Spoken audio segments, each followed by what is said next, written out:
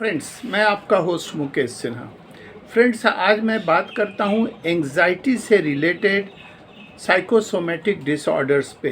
कारण ये है कि अभी रोज़ अगर पेपर में देखिए, 2 दिन से आतंकवादियों के अगेंस्ट जो होने वाले आर्मी ऑपरेशन है उसकी बात मैं नहीं कर रहा हूँ, लेकिन 2-3 दिन पहले जब पेपर देख रहा था तो उसमें कुछ केसेस हमको देखने को मिले जिसमें स्टूडेंट्स का सुसाइडल केसेस था।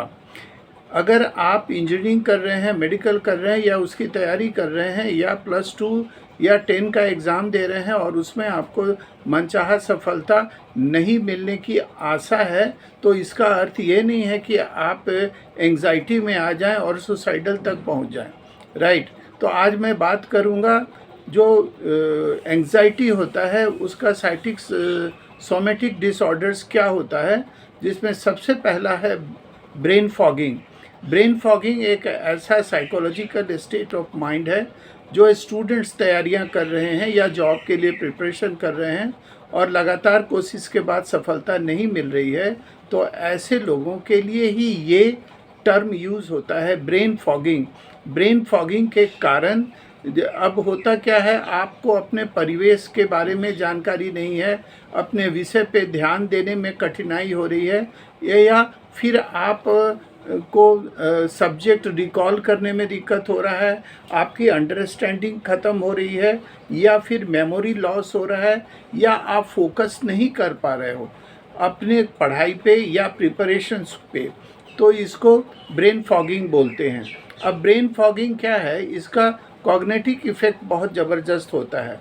आपका मन आपकी पढ़ाई में ही नहीं लगता है। आजकल डाइवर्सन्स भी बहुत हैं, हैंडसेट्स हैं, फ्रेंड्स हैं और कई तरह के सोशल एक्टिविटीज़ हैं जो स्टूडेंट्स को अट्रैक्ट करते हैं, पढ़ाई से दूर ले जाते हैं। राइट। तो ऐसे में ब्रेन फॉगिंग जो होता है वो आपको अपनी सफलता से दूर ले जाता है। जॉब की तैयारी करने वाले छात्रों को इफ़ेक्ट करता है, खास करके रिमेंबर द इंफॉर्मेशंस और लर्निंग इफ़िकेसी कम हो जाती है और आप एक स्किल्ड पर्सन नहीं हो पाते हो। तो इसके लिए आपको क्या करना है, ब्रेन फॉगिंग के लिए आपको अपने अंदर एंग्जाइटी या कार्टिसोल हार्मोन्स को डेवलप नहीं होने देना है, जो आपको डिप्रेशन और निगेटिविटी के तरफ ले जाता है। राइट। अब इसमें क्या होता है, इसके कई कारण हैं। इस पे जब मैंने रिसर्च किया तो पाया कि आपके बचपन की कुछ चीज़ें हैं जो, जैसे बचपन का आघात हो या सामाजिक अलगाव हो या नकारात्मक जीवन की घटनाएं हो या काम या शिक्षा के प्रति तनाव हो, शारीरिक या मानसिक स्वास्थ्य समस्याएं हो और सामाजिक दबाव या पारिवारिक दबाव, इसके कारण भी आप में ब्रेन फॉगिंग का केसेस होता है। राइट। तो ब्रेन फॉगिंग को समझने की ज़रूरत है और आपको अपस्किल होने में ये बहुत कठिनाइयाँ पैदा करेगा। तो इसके लिए कुछ टिप्स आपको मैं देता हूँ।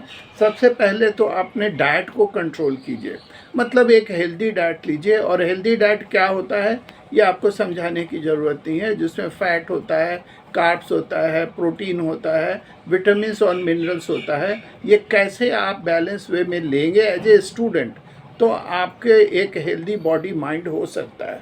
राइट।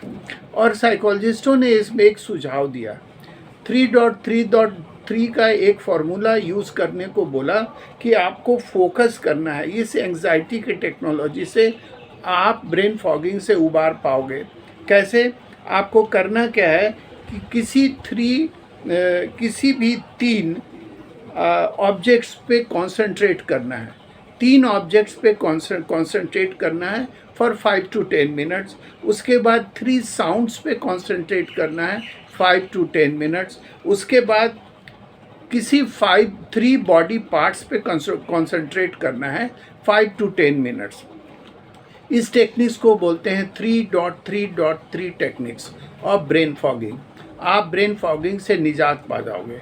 राइट। और आप अपने पढ़ाई पे, अपने स्टडी पे, अपने प्रिपरेशंस पे ध्यान दोगे और आप सक्सेसफुल हो जाओगे। Thank you friends.